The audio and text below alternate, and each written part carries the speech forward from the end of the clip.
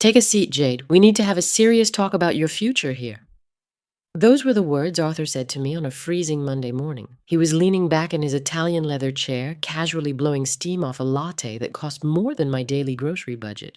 For 9 straight months, I'd survived on nothing but sheer willpower and cheap caffeine, single-handedly rebuilding the company's entire cloud sync architecture. The previous guy had accidentally wiped the staging environment and vanished, leaving a smoking crater where our data used to be. I'd saved Arthur's skin and stopped a $30 million lawsuit from our biggest investors. I was expecting the promised vice presidency and the equity stake he'd dangled in front of me since Christmas. Arthur didn't even bother to look up from his tablet. He just flicked a single sheet of paper across the desk. It wasn't a contract. It was a draft for a press release. "Tomorrow morning, we're announcing Elena as the new chief systems officer," he said, his voice as flat and uninterested as a dial tone. "The board feels she has that global leadership energy we need for the IPO. But look, I didn't forget you. We've approved a 3% cost of living adjustment for your salary. It starts next pay cycle." I looked over at Elena. She was lounging in the corner chair, meticulously checking her reflection in the back of her gold iPhone. She couldn't tell the difference between a load balancer and a laundry machine, but she was the daughter of the firm's lead venture capitalist and had a pedigree that looked fantastic in a mahogany-framed degree on the wall. 3%? I asked. My voice didn't shake. It felt like a frozen razor blade. "I saved $30 million in liability this year alone, Arthur. Elena wasn't even in the country when the servers went dark in April. She was in St. Bart's." Arthur finally looked up, and the fake nice boss mask finally cracked. His eyes were cold, sharp, and utterly dismissive. "The board credits Elena's strategic oversight for the recovery. You're a brilliant back-end grunt, Jade. Let's keep it that way. You're great with the messy technical stuff, but you don't have the face for the high-table meetings. Don't make this weird, okay?" "Make it weird?" I stood up slowly. I didn't scream. I didn't throw the lukewarm coffee at his white shirt. I just glanced at the clock on the wall. It was 9:42 a.m. "I understand perfectly, Arthur. I won't make it weird at all. In fact, I'm going to make it exceptionally clear." I walked out. No dramatic exit, no sobbing in the break room. I went to my desk, packed my mechanical keyboard, my noise-canceling headphones, and a small encrypted USB security key I'd kept hidden in a false bottom of my drawer since my first day. I didn't log out of my workstation. I didn't say a word to the coworkers who were already looking at their feet, smelling the blood in the water. I walked straight to the elevators, feeling the crushing weight of that office dissolve with every floor I descended. By 10:15 a.m., I was sitting in my car, breathing in the scent of old fabric and the sweet electric taste of victory. They thought they'd bought my silence and my soul for a 3% raise. They forgot one tiny, catastrophic detail. I didn't just build the cloud sync engine, I held the underlying copyright for the logic flow protocols, a specific set of mathematical patents I had secured in my own name 3 years before I ever walked into this building. 10 days passed. I spent them at a cabin 4 hours deep into the woods, where the only signal was the rustling of pine needles. I spent my mornings hiking through the frost and my evenings staring into a crackling fire. But in my mind, I could see the flames starting to lick the walls of that office. Without my manual security handshake every 72 hours, the proprietary encryption keys would begin to cycle out. It's like a digital heart. If the pacer stops, the body starts to seize. The server logs would be turning from warning yellow to a deep, agonizing red. When I finally turned my phone back on, it nearly caught fire. 92 missed calls, 250 emails, 74 messages from Arthur ranging from "Where are you?" to "Jade, this is a criminal matter. I will involve the police." The most recent one from Elena just said, "Jade, the client portal is gray. Refresh it for me." She didn't even know what a timeout error was. I ignored every single one of them. Instead, I called a man named Silas. He was the head of a massive tech buyout fund that had been trying to hostile take over Arthur's company for 18 months. Arthur had been acting like a king, demanding $200 million to walk away. "I heard Arthur's having a legendary meltdown," Silas said, sounding purely evil and incredibly happy. "Word is their entire platform has been a ghost town since Friday. People are saying they're losing $500,000 every single day in lost subscription revenue. Their enterprise clients are already calling their lawyers." "Is that right?" I leaned back, watching the squirrels. "Sounds like they're in a corner. Sounds like they need someone who actually owns the rights to the engine they're trying to sell to you." "Wait," Silas's voice dropped an octave. "What do you mean, owns the rights?" "I mean, Arthur never checked my original employment contract against the patent filings I brought with me from my startup, Silas. He was too busy looking at Elena's leadership energy to notice that his company is running on technology they don't actually own. I have the paperwork. It's all mine. Jade, Silas let out a low whistle. You just shifted the entire market. Don't go anywhere. My car will be at your cabin in 2 hours. The next morning, Arthur sent a text that was just a number, 150,000. He thought he could bribe me back with a one-time bonus. I didn't even read it. 10 minutes later, 300,000 and the CSO title. Elena is out. He was drowning and he knew it. By Wednesday afternoon, their biggest client, a massive healthcare provider, had filed a lawsuit for $50 million for loss of access to patient data. Elena, the CSO, had apparently tried to force reset the security gateway using a YouTube tutorial, which only triggered a total lockdown protocol I designed for exactly that kind of amateur intrusion.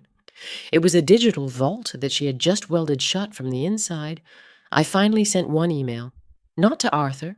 I sent it to the board of directors, the legal department, and every major shareholder listed on the public registry. Subject: formal notice of intellectual property theft and immediate cease and desist. It contained 3 things. First, the registered patent numbers for the sync engine they were currently using to process data. Second, the proof that the company had 0 legal assignment of those rights.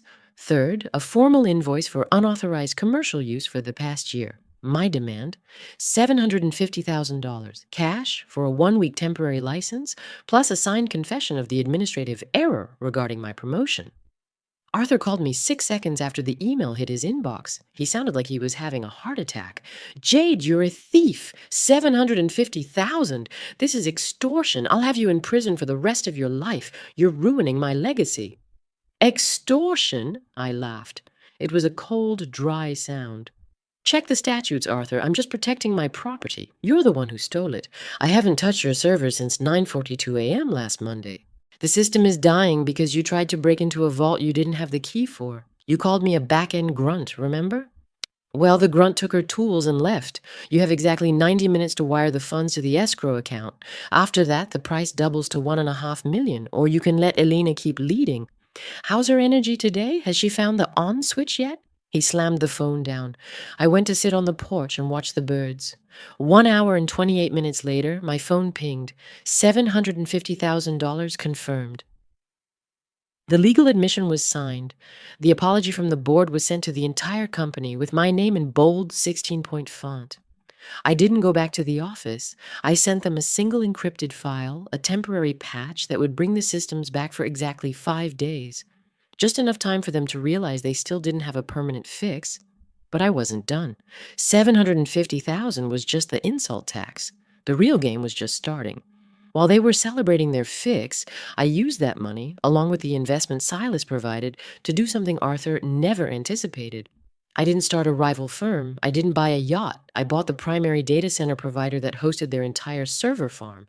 You see, Arthur's company was behind on their hosting payments. They'd been shifting money around to make their quarterly reports look healthy for the impending IPO. I bought the data center's distressed debt for 50 cents on the dollar. 3 weeks later, Arthur was sitting in that same plush office, probably trying to convince Silas to buy the company for $60 million now, down from his original 100. I walked in, not as an employee, but as the owner of the ground they stood on.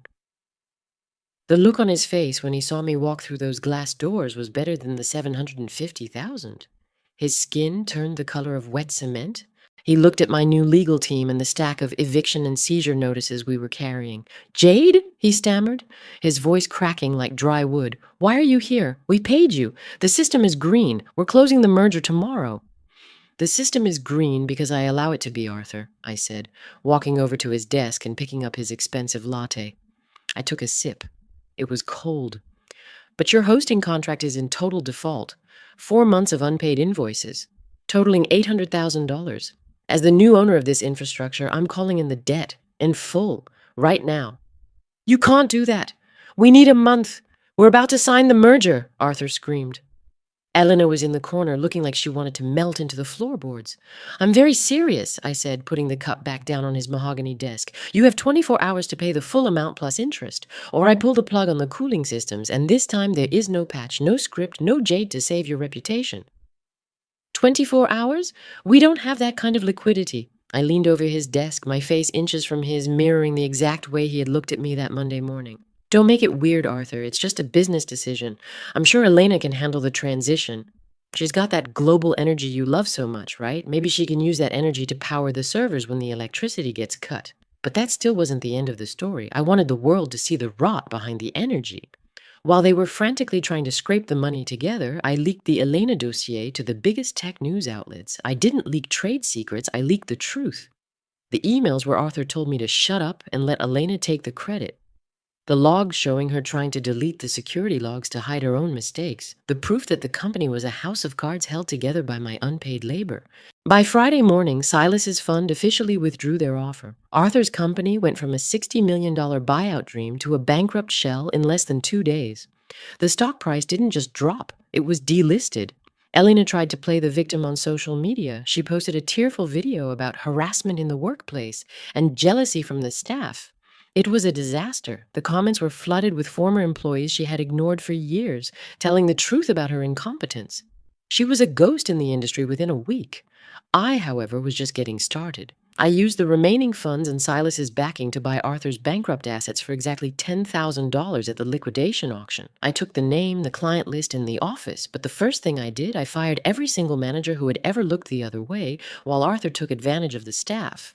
I hired the real builders, the ones who worked until midnight, the ones whose names were never on the press releases. I gave them 40% raises and real voting equity in the new firm. The first person I called back was the old lead developer, the one Arthur had blamed for the data disaster years ago. I found out Arthur had actually fired him because he'd refused to sign off on a buggy release Elena had pushed through. "Welcome back, Ben," I said to him on his first day. We stood on the roof of the building, looking at the city. "Your first job? Change every single lock on the executive floor. Arthur left some of his trash in my new office."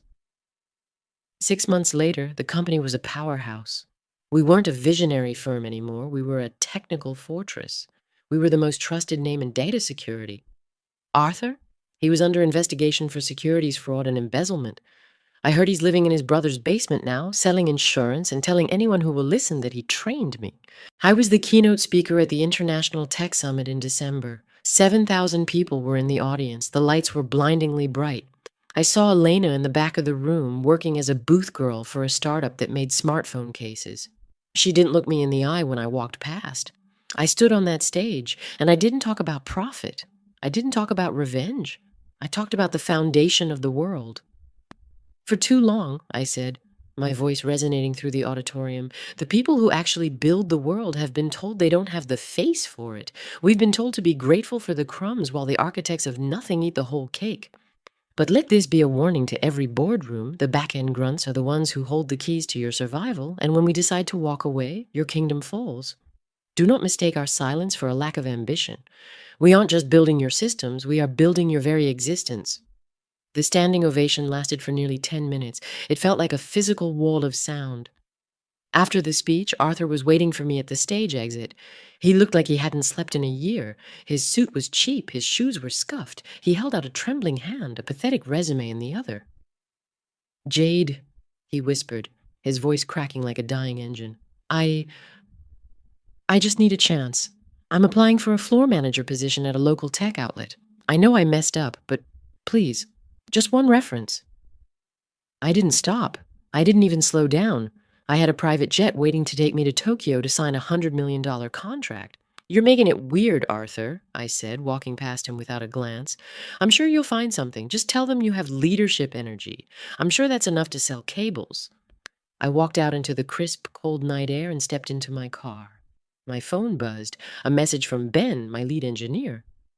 "The new kernel is live. It's faster than anything on the market. We just signed the 5 biggest banks in Asia. You're officially the most powerful person in the industry. What's the next move?"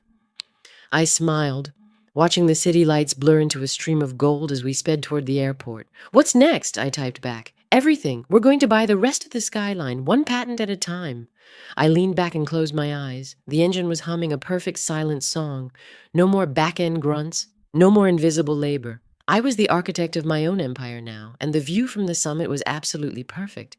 I had $40 million in my personal account, a company that defined the industry, and a reputation that made every arrogant CEO in the world double-check their employee list before they ever dared to say no to a raise. I had won. Not by being polished, but by being undeniable. Not by asking for a seat at the table, but by owning the entire building. As the car pulled onto the highway, I saw the old office tower in the distance. It was covered in available for lease signs. Good, I thought. The old world is finally empty. It's time for a new one. I blocked Arthur's number for the very last time and deleted his message without a second thought. There was nothing left to say. The silence was finally mine, and it was the most beautiful thing I'd ever designed. The story of the girl who was told she didn't have the face was over. The story of the woman who owned the future had just begun, and I was going to make sure every single line of that story was written by me. I felt the car accelerate, the power beneath me steady and certain, just like my code, just like my soul. Everything was exactly where it belonged. The names were changed, the titles were mine, the money was safe.